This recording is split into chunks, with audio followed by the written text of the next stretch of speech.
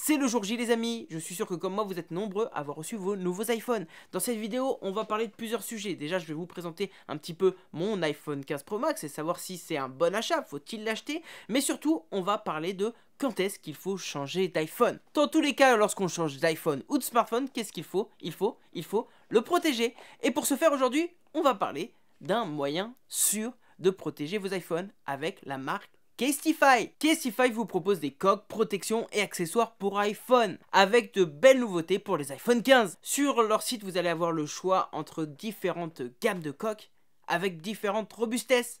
Et surtout, vous allez pouvoir trouver facilement le style qui vous convient. Différentes couleurs, différentes licences, il y en a pour tous les goûts. Et surtout, comme je vous le disais, vous allez avoir différentes gammes de coques pour différents niveaux de protection. Allant de la gamme coque Impact MagSafe, les meilleures coques pour une protection quotidienne, qui protégeront votre iPhone contre les chutes jusqu'à 2,50 m, tout en ayant un style compact, simple et minimaliste, jusqu'à la gamme coque Ultra Bounce MagSafe, qui là est une coque pour une protection extrême, car elle vous permettra une protection contre les chutes allant jusqu'à 10 mètres. Oui, 10 mètres. Donc même si vous êtes grutier, votre iPhone sera protégé. Vous retrouverez aussi bien entendu d'autres gammes assez pratiques, comme les coques Impact Ring Stand MagSafe, qui ajoutera un petit support intégré par rapport à la coque Impact MagSafe normale. Et bien entendu, comme je vous le disais, vous allez pouvoir choisir vraiment le style qui correspond à votre goût directement sur le site. N'hésitez pas à aller voir leur site, je vous mettrai le lien en description et à aller choisir le mieux pour votre nouvel iPhone 15. Allez, c'est parti pour la vidéo.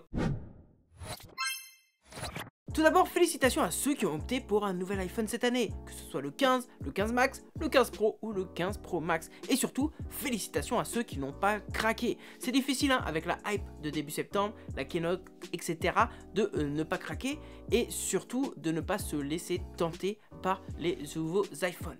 Personnellement, vous l'aurez compris si vous me suivez sur Instagram, j'ai craqué pour un 15 Pro Max. Oui, un des plus chers, un des plus grands, un des plus performants de cette année. Alors pourquoi déjà moi j'ai décidé de changer? Qu'est-ce que j'avais comme iPhone avant? C'est des choses intéressantes. Je n'avais pas le 14, je n'avais pas le 13, ni encore moins le 14 Pro Max ou le 13 Pro Max. Moi j'étais sur un 12 Pro Max. Même si je suis fan d'Apple, même si je suis fan d'iPhone, j'attends qu'il y ait une petite évolution significative entre le modèle que j'ai déjà pour acheter un nouveau modèle. Parce que c'est un budget, on va pas se mentir, on est sur du entre 1000 et 1600 € pratiquement sur les gammes pro, donc c'est quand même un investissement. Je peux vous dire quand même que l'année dernière j'étais à deux doigts d'acheter le 14 Pro Max, mais il me manquait quelque chose moi, c'était l'USB-C. J'attendais ce petit passage en USB-C pour me dire allez, mon 12 Pro Max je le laisse de côté et je passe à un nouvel iPhone. Mais ça c'est mon historique d'achat, c'est mes préférences. Moi, vous le savez, je fais du contenu orienté Apple sur Instagram et TikTok. Et sur YouTube, je fais du contenu un petit peu plus généraliste de tech. Donc je suis quand même fan d'high-tech, je suis fan d'Apple. Et cette passion me fait souvent acheter des produits que je n'ai pas forcément besoin pour au moins les tester. Maintenant, pour vous et pour à peu près les utilisateurs normaux de smartphone, quand est-ce qu'il faut changer d'iPhone?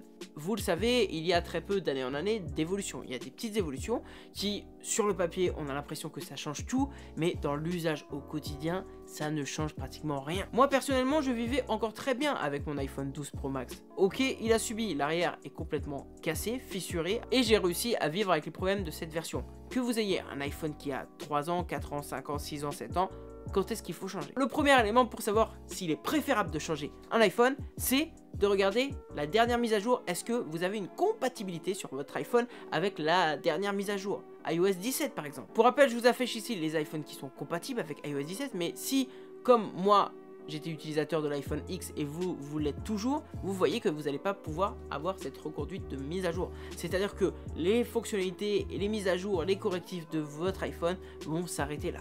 Ça, c'est déjà une première alerte. C'est une première alerte, une première incitation à l'achat d'Apple. C'est-à-dire que votre iPhone est un petit peu trop vieux pour pouvoir supporter la nouvelle mise à jour, pour pouvoir avoir les nouvelles fonctionnalités, bref, pour pouvoir vivre en 2024. De plus, plus votre iPhone est vieux, plus vous allez sentir la différence entre la nouvelle version et les anciennes versions. Le deuxième point sur quand est-ce changer, c'est un petit peu ça aussi. Faire le pour et le contre et surtout regarder les grosses évolutions que vous pouvez voir lorsque vous avez votre iPhone actuel et le nouveau. Par exemple, moi avec mon iPhone 12 Pro Max, bon, j'avais ce problème de macro. Ça, j'aurais pu changer dès le 13 pour ne plus l'avoir. Mais par exemple, j'avais encore l'encoche. Je n'avais pas la petite pilule, la petite dynamique Iceland qu'il y a depuis l'année dernière sur les modèles Pro. Deuxième point, lorsque, bien entendu, je regardais, moi j'ai mon Mac qui est en USB-C, j'ai mon iPad Pro qui est en USB-C, et j'avais le 12 Pro Max qui était en Lightning encore. Là, on passe sur de l'USB-C sur le 15. Donc ça, c'est un point, moi, que j'attendais, qui est important pour moi, pour pouvoir passer sur de l'USB-C sur tous mes produits Apple. Troisième point aussi, ça va être la résistance. Vous le savez, je vous l'ai dit, j'ai fissuré l'arrière de mon iPhone 12 Pro Max il y a quelques mois alors que je portais une coque. Là, on passe sur du titane, c'est un matériau plus résistant pour mon iPhone 15 Pro Max, et ça ne devrait pas se fissurer comme l'a fait mon iPhone 12 Pro Max. La quatrième grosse différence aussi, qui est visible, c'est l'écran. Je n'avais pas d'écran 120 Hz sur le 12 Pro Max, et sur les éditions d'avant, vous ne l'avez pas encore. J'avais pas d'écran adaptatif. Là, c'est aussi le moment de passer sur cette technologie. Ensuite, on a bien entendu les évolutions côté photo et vidéo qui, pour un créateur de contenu comme moi, sont importantes, mais comme je vous le disais, au jour le jour, vous allez moins voir la différence. Et pour finir, avant de changer d'iPhone, il faut vous demander sur vos utilisations, est-ce que toutes ces nouveautés, toutes ces différences sont importantes ou pas? Parce que, bien entendu, si vous avez le 11, si vous avez le 10, si vous avez même avant les anciens iPhones, si vous passez sur un 14 Pro, 14 Pro Max, au lieu de prendre le dernier qui vient de sortir, vous allez quand même sentir une très belle différence et vous allez payer moins cher. Même si vous passez sur un 13 Pro Max, vous allez quand même avoir des belles évolutions, même si vous n'aurez pas cette dynamique Iceland.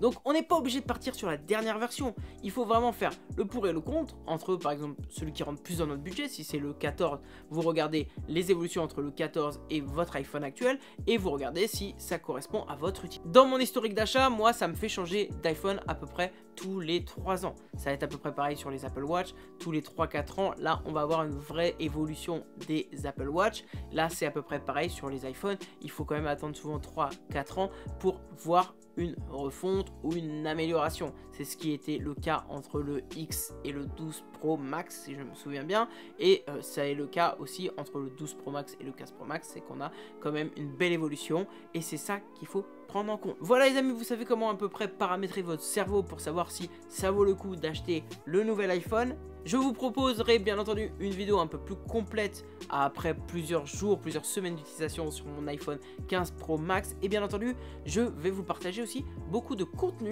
par rapport à celui-ci sur Instagram. Je vous ai préparé une boîte à questions pour répondre à vos questions sur cet iPhone 15 Pro Max et même sur les iPhone 15, 15 Pro, 15 Max. Donc n'hésitez pas à me rejoindre sur Instagram pour qu'on puisse interagir. Et ceux qui n'ont pas rejoint mon canal, n'hésitez pas aussi à aller le rejoindre. Je vous fais gagner chaque semaine un lot. En fait, on va pas se mentir, je vide un petit peu mes placards, j'ai des écouteurs sans fil, des choses comme ça, et je vous les fais gagner. Merci encore à Casetify d'avoir sponsorisé cette vidéo. En attendant, vivez à fond, vivez high tech, merci et à bientôt sur ma chaîne.